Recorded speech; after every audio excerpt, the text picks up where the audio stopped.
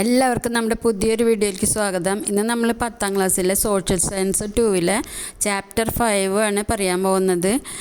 അപ്പോൾ എല്ലാവരും ഈ ചാനലൊന്ന് സബ്സ്ക്രൈബ് ചെയ്തിട്ട് ക്ലാസ് കേൾക്കണം. ഇനി നമുക്ക് പാഠത്തിലേക്ക് കിടക്കാം.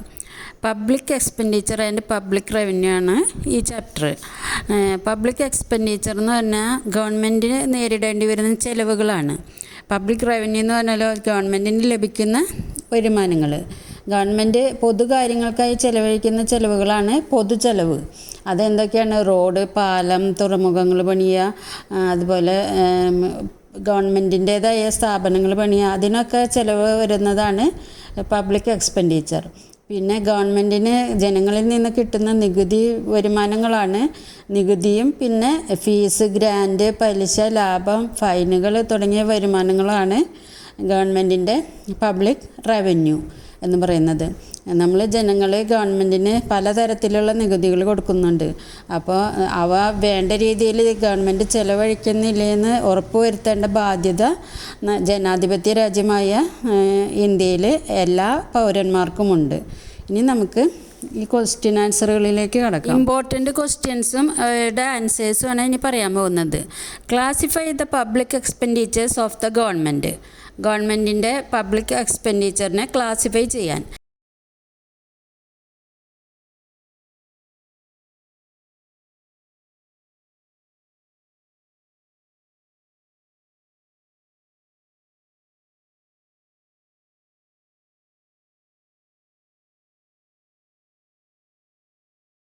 രണ്ട് തരത്തിലുള്ള എക്സ്പെൻഡിച്ചേഴ്സാണ് ഗവൺമെൻറ്റിന് വരുന്നത്. Non developmental expenditure and developmental expenditure. Non developmental എക്സ്പെൻഡിച്ചറിൽ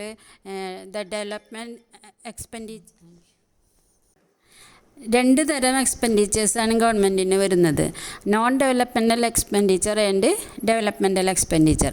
non developmental എക്സ്പെൻഡിച്ചറിൽ വരുന്നത് the expenditures incurred by way of war, interest, pension etcetera.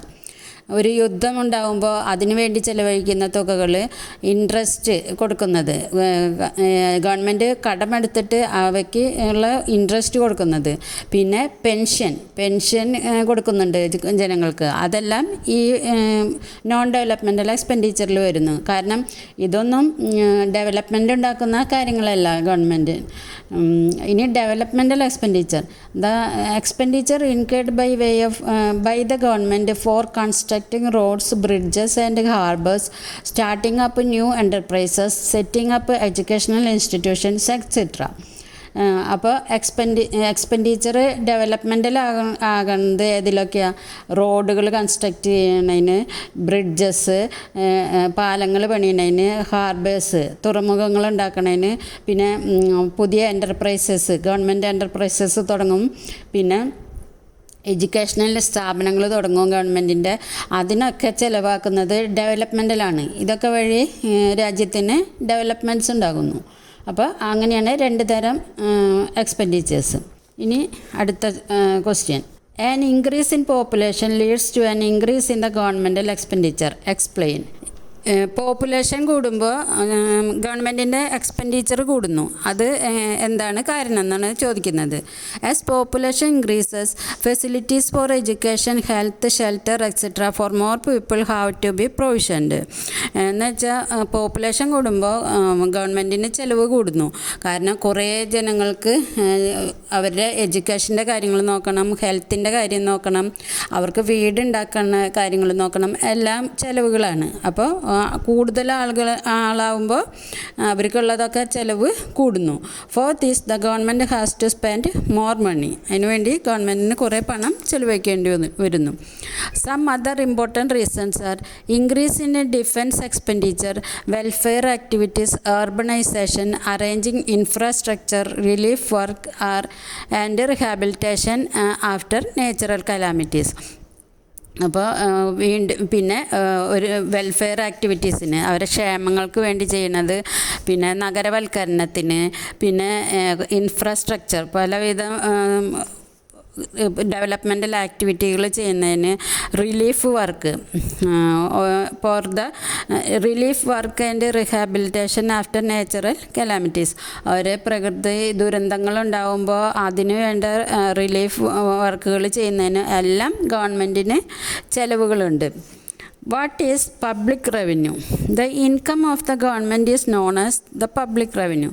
ഗവൺമെൻറ്റിന് കിട്ടുന്ന ഇൻകത്തിനെയാണ് പബ്ലിക് റവന്യൂ എന്ന് പറയുന്നത്, പൊതുവരുമാനം. There are two main sources of income for the government. What are they?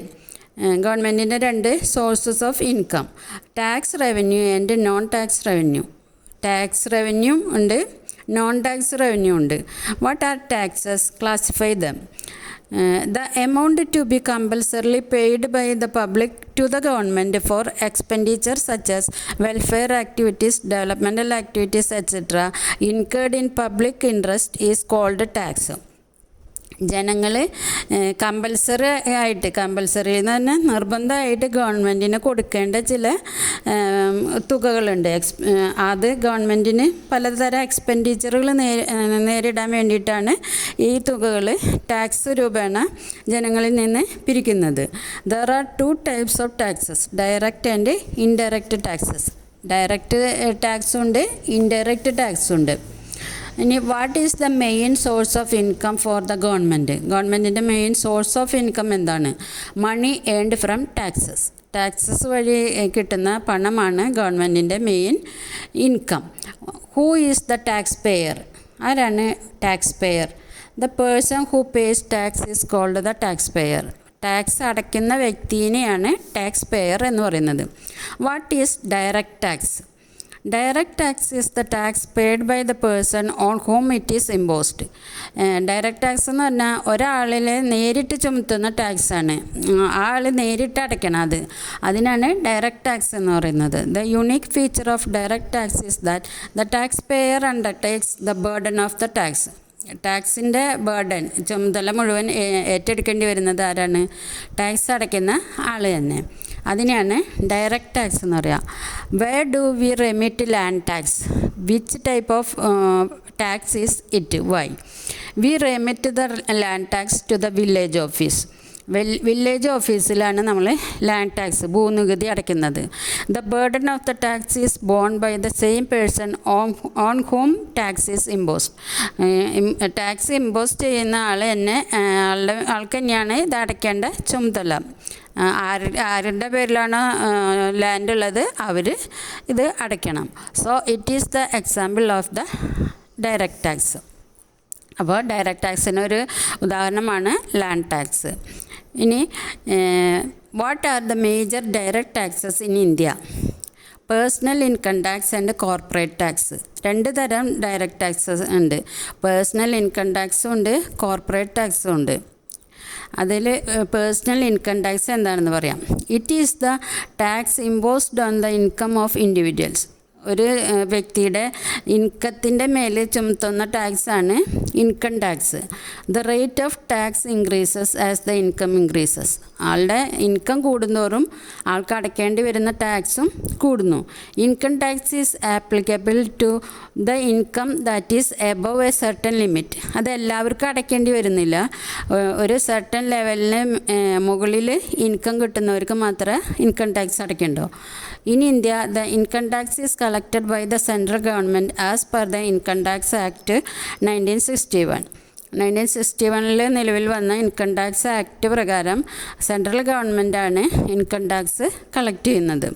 ഇനി second, corporate tax. This is the tax imposed on the net income of or profit of the companies. വലിയ വലിയ കമ്പനികളിൽ ആ കമ്പനികളുടെ income പ്രോഫിറ്റും അനുസരിച്ച് അവിടെ tax ചുമത്തും. ആ ടാക്സിനെയാണ് corporate tax എന്ന് പറയുന്നത്. കോർപ്പറേറ്റ് കമ്പനികളുടെ മേൽ ചേർത്തുന്നതാണ് ഈ ടാക്സ്. ഇനി indirect taxes. What are the important features of indirect taxes? Explain with the help of an example. An important feature of indirect tax is that the tax burden can be shifted from the person on whom it is imposed to another person. Indirect tax എന്ന് പറഞ്ഞാൽ ഇത് ആദ്യം തന്നെ ഒരാളുടെ മേലാണ് ചുമത്തുന്നത്.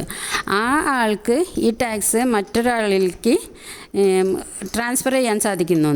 Four example, in the case of sales tax, the tax burden initially falls on the trader. Sales tax indirect ടാക്സിന് ഉദാഹരണമാണ്. അത് ആദ്യം തന്നെ ടാക്സ് ചുമത്തുന്നത് അത് ട്രേഡറിനാണ് ചുമത്തുന്നത്. But the trader transfers the burden of the tax along with its price to the consumer. പക്ഷേ നമ്മൾ കൺസ്യൂമേഴ്സ് അത് ചെന്ന് ആ ഒരു സാധനം വാങ്ങുമ്പോൾ ഈ ട്രേഡർ എന്ത് ചെയ്യും, ആ സാധനത്തിൻ്റെ വിലയുടെ കൂടെ ഈ ടാക്സും കൂടെ കൺസ്യൂമറിൻ്റെ മേൽ ചുമത്തുന്നു. The tax is included in the price paid by the consumer. അപ്പോൾ ആ വിലയിൽ തന്നെ ആ ടാക്സും ചുമത്തുമ്പോൾ അപ്പോൾ കൺസ്യൂമറാണ് ഈ ടാക്സ് ഇൻഡയറക്റ്റായിട്ട് അടയ്ക്കുന്നത്. Why did we introduce the goods and services tax in India? Goods and services act, അത് GST എന്ന് പറയും. ഇത് എന്തിനാണ് ഇന്ത്യയിൽ നിലവിൽ വന്നതെന്ന്? With a view to simplify the income tax indirect tax system and to introduce one tax across the country, goods and services tax was introduced by incorporating majority of existing indirect taxes. അങ്ങനെ ഇന്ത്യയിൽ നിലവിലുള്ള എല്ലാ indirect ടാക്സസും ഒരുമിച്ചാക്കിയിട്ട് ഒരു tax ഒരു കൺട്രിയിൽ എന്ന രീതിയിൽ GST എന്ന പേരിൽ നിലവിൽ വന്നു. Prepare a note on the goods and services act, tax. Goods and services tax എന്ന് പറഞ്ഞാൽ GST. Goods and Services Tax was introduced in India on 1st July 2017, merging different indirect taxes imposed by central and state governments. Central ഗവൺമെൻറ്റും state ഗവൺമെൻറ്റും ചുമത്തിയിരുന്ന indirect taxes എല്ലാതും കൂടി ചേർത്ത് 1st July 2017 GST എന്നൊരു tax നിലവിൽ വന്നത്. Taxes are levied at different stages starting from the production to the final consumption of goods and services. ഒരു വസ്തുവിൻ്റെ പ്രൊഡക്ഷൻ തൊട്ട് അതിൻ്റെ കൺസംഷൻ വരെ ഈ ടാക്സ് ചുമത്തിക്കൊണ്ടിരിക്കും. In each stage the tax is imposed on the value added. ഓരോ സ്റ്റേജിലും value added ആയിട്ടാണ് ടാക്സ് ചുമത്തിക്കൊണ്ടിരിക്കുന്നത്. Hence tax is collected only on value addition. അപ്പോൾ വസ്തു ഉണ്ടാക്കുന്നതിൻ്റെ വാല്യൂ ആഡ് ചെയ്തിട്ടാണ് ഈ ടാക്സ് കളക്ട് ചെയ്യുന്നത്. The tax paid in the earlier stages need not be paid by the final consumer. ആദ്യം ചുമത്തിയിരുന്ന ടാക്സ് കൺസ്യൂമറിന് അങ്ങനെ പേ ചെയ്യേണ്ടി വരാറില്ല. പക്ഷേ GST രജിസ്ട്രേഷൻ വന്നതോടുകൂടി കൺസ്യൂമർ ഈ ടാക്സ് പേ ചെയ്യേണ്ടതായിട്ട് വരുന്നു. അപ്പോൾ ഇന്നത്തെ വീഡിയോ ഇത്രയുള്ളൂ. ഇനിയുമുണ്ട് ഇതിൽ ക്വസ്റ്റ്യൻസും ആൻസേഴ്സും. അത് നമ്മൾ പാർട്ടുകളായിട്ട് ഇടുന്നതായിരിക്കും. അപ്പോൾ എല്ലാവരും ഈ ചാനലൊന്ന് സബ്സ്ക്രൈബ് ചെയ്യണം. പിന്നെ നിങ്ങളുടെ കൂട്ടുകാർക്കും ഷെയർ ചെയ്ത് കൊടുക്കും വേണം.